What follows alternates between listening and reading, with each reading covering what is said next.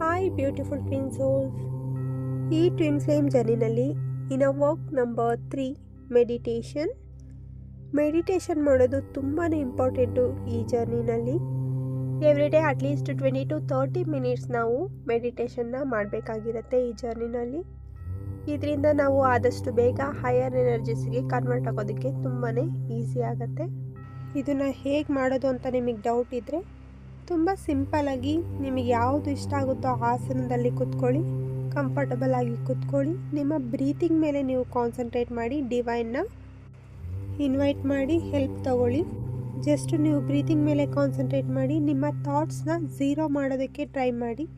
ಆದಷ್ಟು ನೀವು ಶೂನ್ಯದಲ್ಲಿ ಇರೋದಕ್ಕೆ ಟ್ರೈ ಮಾಡಿ. ಆ ಸಮಯದಲ್ಲಿ ಬ್ಯಾಕ್ ಬೋನ್ನ ಸ್ಟ್ರೈಟಾಗಿ ಇಟ್ಕೊಂಡು ಕೂತ್ಕೋಬೇಕಾದ್ರೆ ಆ್ಯಂಡ್ ಬ್ರಹ್ಮಚರ್ಯವನ್ನು ಪಾಲನೆ ಮಾಡಿ. Thank you so much for watching this video with lots of love.